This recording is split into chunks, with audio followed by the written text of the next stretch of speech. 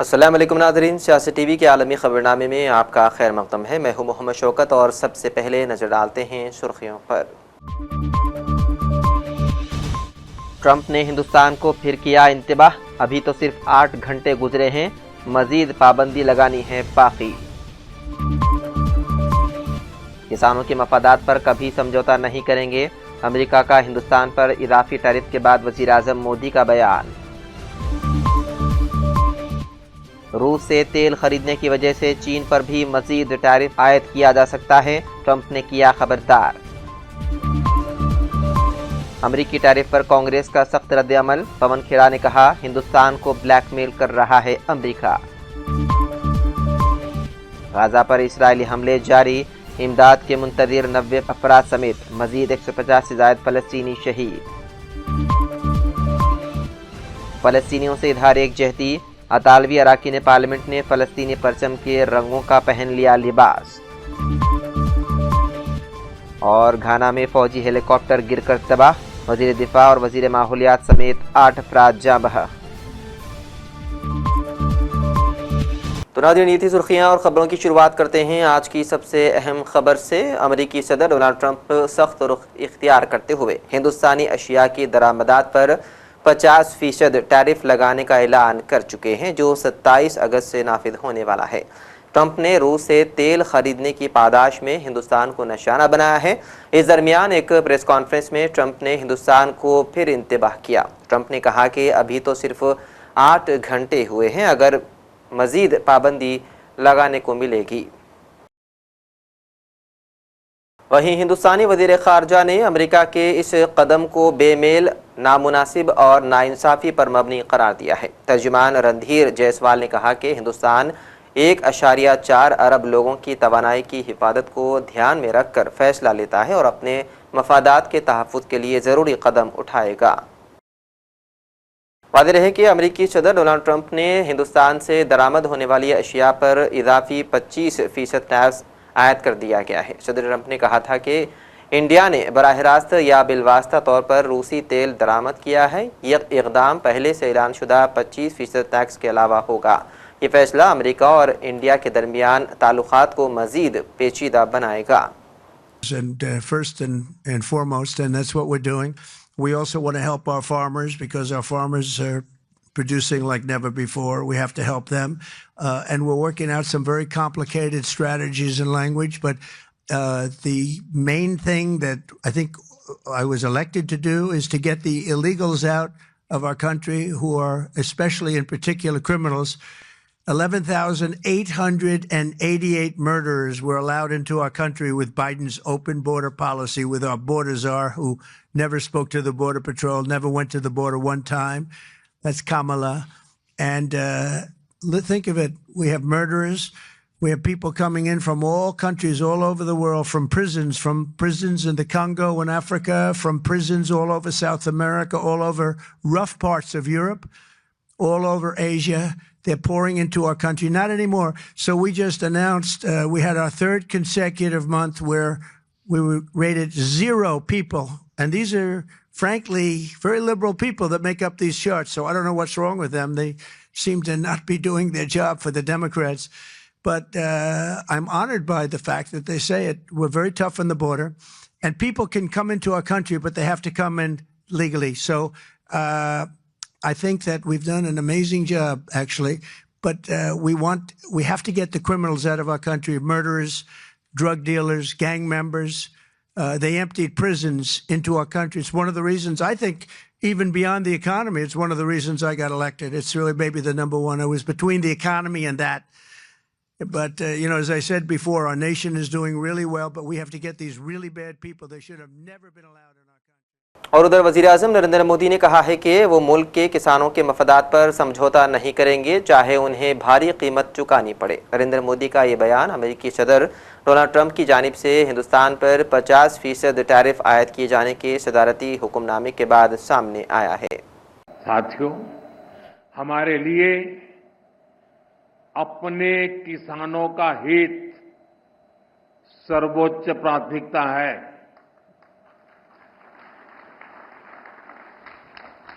भारत अपने किसानों के, पशुपालकों के और मछुआरे भाई बहनों के हितों के साथ कभी भी समझौता नहीं करेगा।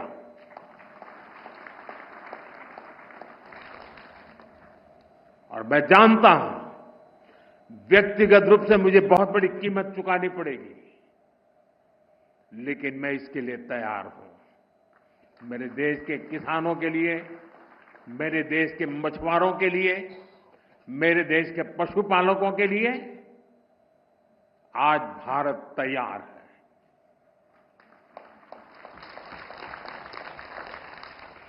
किसानों की आय बढ़ाना, खेती पर खर्च कम करना, आय के नए स्रोत बनाना, इन लक्ष्यों पर हम लगातार काम कर रहे हैं। अमेरिका की जानिब से हिंदुस्तान से दरामद होने वाली मसनूआत पर मजमूई तौर पर 50% टैरिफ आयद किए जाने पर कांग्रेस ने सख्त रद्द-ए-अमल जाहिर किया है। कांग्रेस के सीनियर रहनुमा पवन खेड़ा और दीगर ने इस फैसले को बराह रास्त ब्लैकमेलिंग करार देते हुए कहा कि हम ऐसी सूरत हाल में पहुंच चुके हैं जहां अमेरिका हिंदुस्तान को ब्लैकमेल कर रहा है। When there was the peak of Cold War, we still managed to stand on our own. We are the architects of non-alignment. We did not tilt towards anyone and got the best from everyone. Having said that, over the last 11 years, what we have seen, the track record of our foreign policy, the track record of our diplomacy, the track record of our Prime Minister's own initiatives abroad, the diaspora events and so on and so forth, everything was targeted at highlighting the Prime Minister, projecting the Prime Minister and his personal image, not the country's interests. Here we are paying a price for 11 years of self-projection at the expense of the country. Well, we hope and pray that at least now, just before he's turning 75, Mr. Modi flexes his muscle and refuses to be a coward that he has been all along. Whether in front of China, whether it comes to America, Mr. Modi has not really looked into their eyes. There's no point crying over spilled milk. The fact of the matter is, we should not have reached this spot. The fact of the matter is, we had enough time and more. And we hope that no negotiation which undermines our interests takes place. Negotiations have to protect and uphold the interests of our exporters, our manufacturers, our economy. ये मोदी जी जिम्मेदार हैं, खूब करा लेना। मोदी मोदी जिस देश में जा रहे हैं, हमारी एम्बेसीज को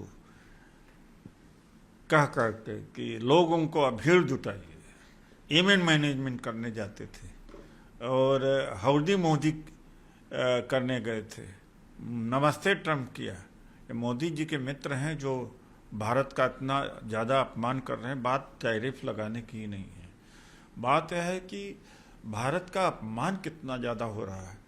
32 बार तो यह कह चुके हैं कि भारत पाकिस्तान के युद्ध को उन्होंने रुकवाया। एक बार प्रधानमंत्री मोदी की हिम्मत नहीं हुई कि कह सके कि नहीं मिस्टर ट्रम्प आप गलत बोल रहे हो, एक बार नहीं। आज भी जब टैरिफ बढ़ाई गई तो आग्रह कर रहे हैं, मिमिया रहे हैं कि अनफेयर है।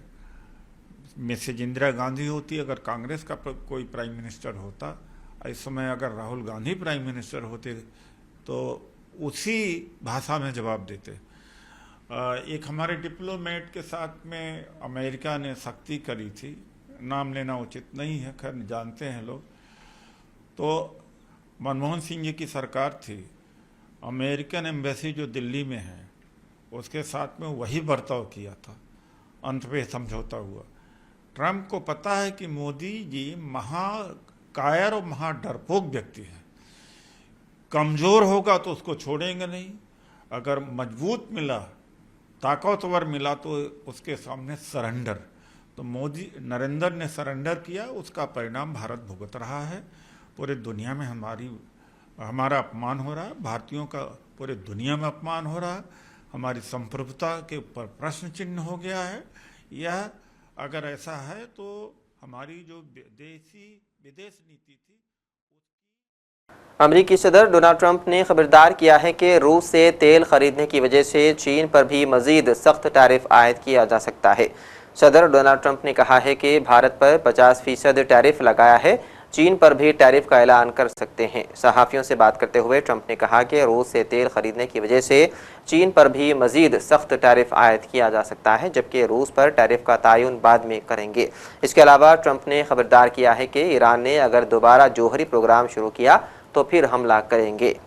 Over the next, you're going to see a lot more. So this is a taste of You're what's going to to see a come. lot more. You're going to see so much secondary sanctions. Yes, ma'am. $1 billion more than they were originally going to. On the India penalties, do you have any similar plans to enact more tariffs on China as it relates Could to their happen. purchases? Could happen. Depends on how we do. Could happen. Truly rare earth. That's fantastic. I love that. It may happen. I mean, I don't know. I can't tell you yet, but we did it with India. We're doing it probably with a couple of others.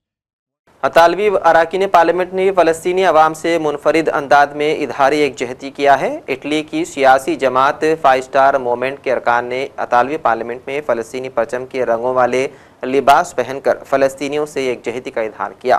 Parliament के इजलास के दौरान party के अरकान ने कहा कि आज हम ये परचम नहीं लहरा है क्योंकि आप हमसे ये छीन लेंगे। गजा पर इसराइल के वहशियाना हमले जारी हैं। ताज़ा कार्रवाई में मजीद 150 से ज़्यादा फ़लस्तीनी शहीद हो गए हैं। इसराइली फ़ौज की जानिब से गजा पर हमले रुकने का नाम नहीं ले रहे हैं। गुज़िश्ता 24 घंटों में 150 से ज़्यादा फ़लस्तीनी शहीद हुए। शुहदा में इमदाद के मुंतज़िर 90 फ़लस्तीनी भी शामिल हैं। फ़लस्तीनी फ़ुटबॉल एसोसिएशन के मुताबिक फ़लस्तीन की कौमी फ़ुटबॉल टीम के साबिक़ खिलाड़ी सुलेमान अल उबैद भी खाना मिलने की इसमें इसराइली फायरिंग से शहीद हो गए।